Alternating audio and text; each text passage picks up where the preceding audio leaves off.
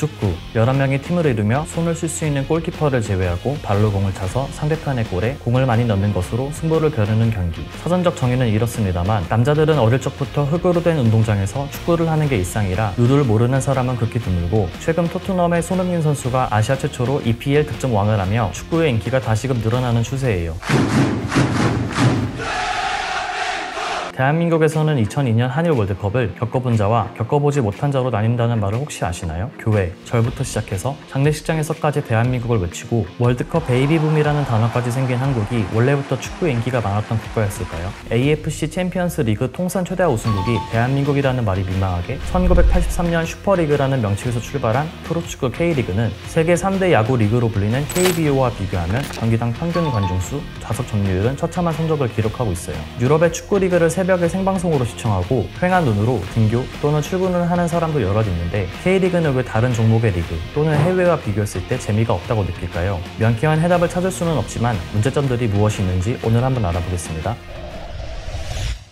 세계적인 축구 리그라 하면 유럽 프로리그들을 말하거든요. 유럽의 축구와 한국의 축구는 똑같은 규칙으로 경기를 하는데 왜 전 세계가 열광을 할까? 선수의 실력이 다른데 당연한 거 아니야? 이렇게 말할 수 있는데 그건 또 맞아서 할 말이 없으니 오늘 영상은 여기서 마치도록 하겠습니다.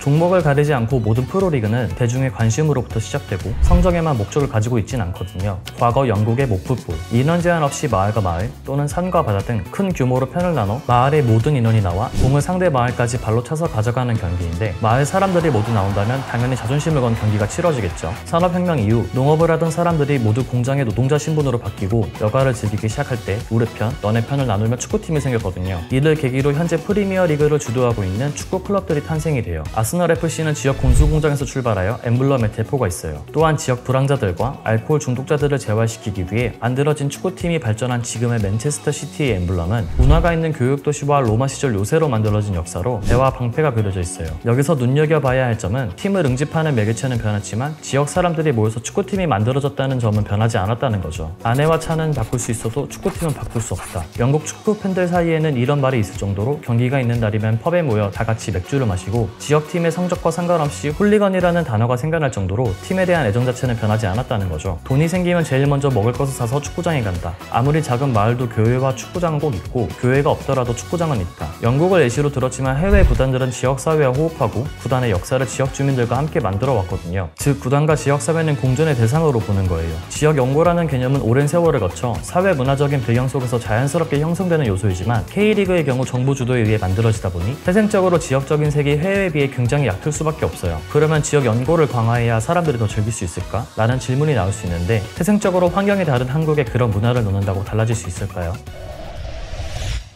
많은 사람들이 한국과 유럽 축구를 비교했지만 문화가 다르고 투자되는 돈의 차이가 있기 때문에 선수의 실력을 포함해 단순한 비교를 할 수는 없어요. 그럼에도 해외 축구에 비해 수준이 떨어져, 지루해, 이런 말을 하는 분들도 계시거든요. 막상 직관한 사람들의 평은 생각보다 좋아요. 또한 실력만으로 평가를 하면 유럽의 유명 리그들을 제외하고는 인기나 재정적으로 힘들어야 하지만 주변 국가들의 축구 리그는 인기가 꽤나 많단 말이죠. 심지어 한국은 아시아 최고를 가리는 AFC 챔피언스 리그 최단 우승국가거든요. 그러면 남은 문제는 지루하다예요. 현재 K리그는 승강제 시스템을 이용하고 있어 1부 리그인 K리그1과 2부 리그인 K리그2를 합쳐 프로리그라 부르는데, 최선의 방어는 공격이다. 축구는 야구와 다르게 공수가 동시에 일어나는 경기임에도 구단들은 1부 리그에서의 잔류를 위해 극단적으로 수비적인 전술을 사용하고 있거든요. 그러면 왜 구단들은 1부 리그에 남으려고 할까? K리그1의 12개의 구단 중 1, 2위는 AFC 챔피언스 리그 조별리그 참여권을 바로 얻게 되거든요. 그런데 단순한 프로 정신, 자존심만은 아닐 거잖아요. K리그1 구단의 돈은 보통 기업의 스폰을 통해 들어오고, 그나마 사람들이 많이 보는 K리그1을 통해 광고, 입장권,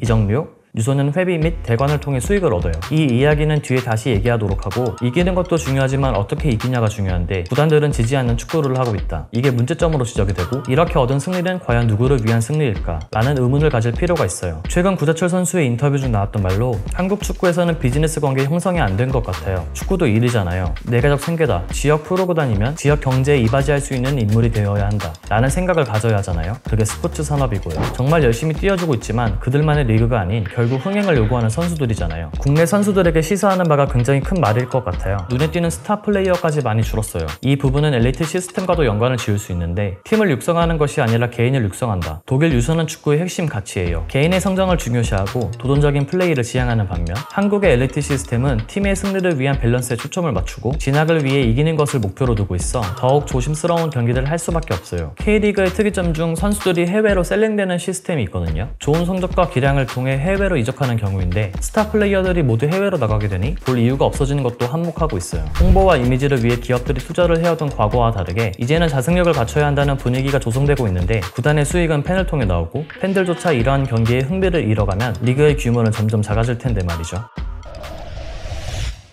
좋은 경기력은 선수들의 연봉을 올릴 수 있는 큰 기회를 얻게 되고 기업은 구단을 통해 수익과 홍보를 노릴 수 있지만 순이익 자체는 입에 풀칠하듯 굉장히 작은 돈을 벌고 있거든요. 소비되는 비용의 대부분이 선수의 연봉, 즉 인건비에 사용하고 있어 재투자할 수 있는 여력이 없다는 말이에요. 2019년 기준 전북 현대 선수들의 총 연봉이 158억, 울산 현대는 약 120억가량. 축구에 본무대는 선수들이 뛰지만 보유자산이 없기 때문에 그 무대를 운영 관리하고 사람들이 즐길 수 있는 문화와 직접적으로 느끼는 서비스까지 필드에서 공을 차는 것을 제외한 모든 것들을 관여하는 구단의 전문직인 프런트들에게는 투자를 못하고 있어요. 충분하지 못한 인력으로 인해 일당백의 역할을 수행하기 때문에 그 능력을 펼치기 힘들고 창의성과 독창성이 나오기 힘든 구조를 가지고 있어요. 그리고 K리그를 운영하는 한국 프로축구연맹의 수입은 중계권 수입과 스포츠 토토가 주를 이루고 있어요. 가장 현실적인 방향이 중계권 수입을 늘리는 거라고 하는데 2021년 3월 뉴욕 증권거래소에 시가총액 100조로 상장한 한국의 아마존을 꿈꾼다는 쿠팡이 자사의 OTT 플랫폼 쿠팡플레이를 통해 드라마뿐만 아니라 스포츠 중계에 투자를 하면서 2022년 4월 12일 쿠팡플레이와 2025년까지 포괄적 파트너십 체결로 K리그를 OTT 서비스를 통해 유료 중계하기로 결정이 됐거든요. 중요한 건 공짜로 해도 안 봤던 축구를 유료로 전환했을 때 볼 것인가. 한국에서도 열공하던 프리미어리그의 중계권을 SBS 스포츠에서 놓치고 스포티비가 가져가면서 유료화가 됐거든요. 공짜로 보던 축구를 갑자기 돈 내고 봐야 한다? 재미있다던 프리미어리그도 가볍게 즐기던 팬들이 안 보기 시작했는데 인기가 없던 K리그가 유료화부터 OTT 협업까지 하면 과연 사람들이 보긴 할까요? 에이, 그래도 돈 내고 보니까 이제는 재밌겠지 라는 기대를 가질 수는 있는데 혹시 그거 아시나요? 중계권료는 축구 실력이나 경기 수준으로 책정된다고 생각하는데 수준을 떠나 사람들이 보고 즐길 수 있다면 중계권료는 그 값을 하거든요.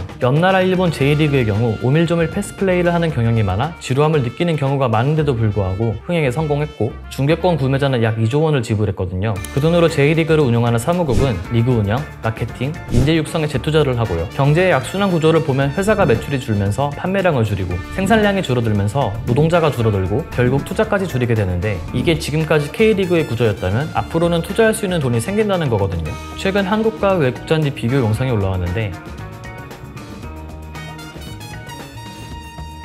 투자할 수 있는 돈이 생긴다면 이런 모습도 기대해볼 만하겠죠.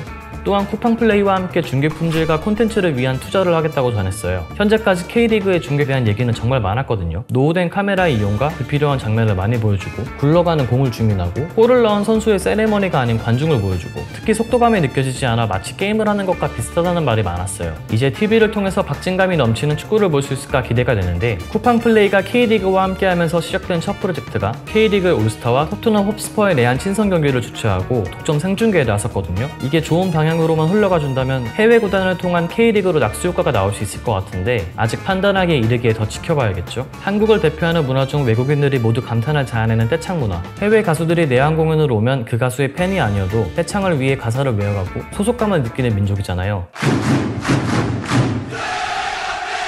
어쩌면 K리그가 흥행할 수 있는 방법은 축구를 경기가 아닌 사람들과 모여 즐길 수만 있게 해준다면 하나의 문화가 만들어질지도 몰라요. 그래도 올해만큼은 한국 축구에 있어 의미가 많은 해가 될 것 같은데 4강 신화를 이룬 2002년 한일 월드컵의 20주년, 손흥민 선수가 뛰고 있는 토트넘의 7월 내한 친선 경기, 그리고 2022년 카타르 월드컵까지 한국 축구와 K리그가 더욱 흥하길 바라면서 오늘의 영상은 여기서 마치도록 하겠습니다.